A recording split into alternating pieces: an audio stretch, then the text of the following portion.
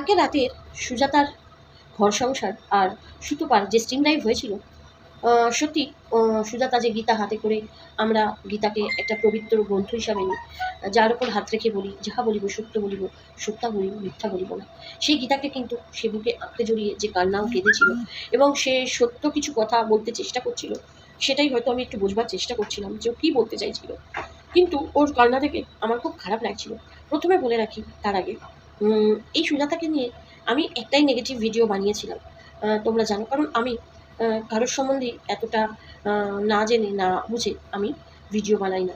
আমাকে নিয়ে হয়তো অনেকেই অনেক নেগেটিভ ভিডিও করেছো, বাট আমি কখনো তার প্রত্যুত্তর দিতে মনে করি না দেওয়ার কোনো প্রয়োজন আছে।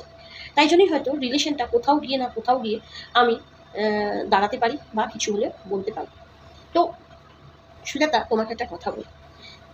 আজকে সকালবেলায় আমি কালকে তোমার লাইভ থেকে যেমন আমার কষ্ট হচ্ছিল, আজকে কিন্তু নুপুরের সেই কমিউনিটি পোস্টটা দেখেও আমার কোথাও গিয়ে মনে হয়েছিল যে একটা ছেলেকে তুমি একবার শাস্তি মানে দিয়েই দিয়েছো।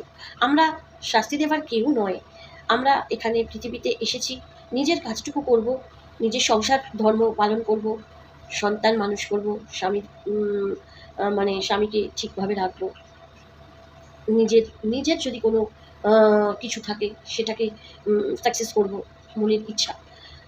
কিন্তু কারোর সঙ্গে ঝগড়াঝাটি বলো, বিবাদ বলো, এসব করতে কিন্তু আমরা এই ক্ষণিকের জীবনে কখনোই আসিনি।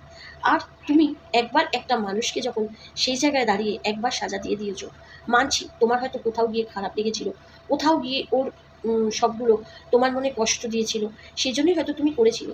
আজকে দেখো ওর চ্যানেলটা আর নেই, ও ওই চ্যানেলটা থেকে 5টা টাকা হলেও হয়তো কখনো না কখনো রোজগার করতো, তাই তো? সেই রোজগারের জায়গা থেকে কিছুটা হলেও কিন্তু ও পিছিয়ে এসেছে। তো হতে পারে মানুষ মাত্রই কিন্তু ভুল হয় সুজাতা। আমার এটা মনে হয় যে আমরা কিন্তু শুধু যে ভালোই করব বা মন্দই করব এমন নয়, ভালো মন্দ সুখ দুঃখ মিশিয়েই কিন্তু আমাদের জীবন।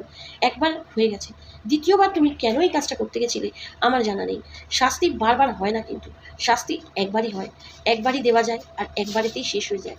কিন্তু তুমি এদের সঙ্গে যে হাত মিলিয়েছিলে ওকে শাস্তি দেবার প্রদান করার জন্য, আর কিসের শাস্তি বাকি আছে আমার জানা নেই সুজাতা। কিন্তু তুমি যদি সত্যি এটা করে থাকো, এটা অত্যন্ত ভুল কাজ করেছো ডিয়ার, এটা তোমার করাটা উচিত হয়নি। আমরা যদি কাউকে অন্ন দিতে না পারি, কারোর মুখ থেকে অন্ন চেনাবারও কোনো অধিকার আমার নেই।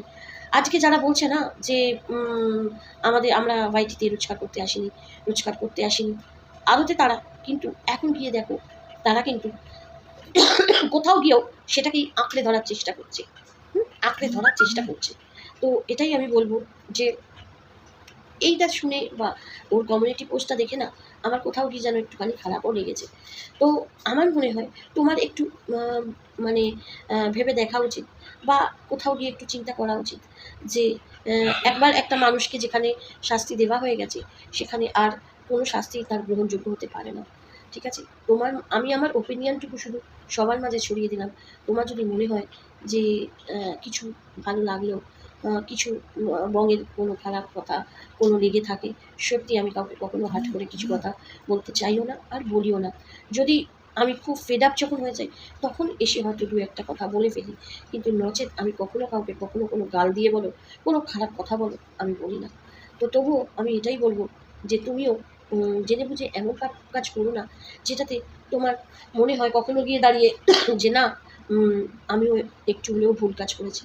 তো কারণ এখন আমার মনে হয় কি জানো, আমরা শাস্তি দেবার কেউ নয়, শাস্তি দেবে ভগবান, সেই একমাত্র মানে ত্রিভুবনেশ্বর, সেই পারে আমাদেরকে সব শাস্তি মুকুব করতে, আর সেই পারে কিন্তু সব শাস্তি প্রদান করতে।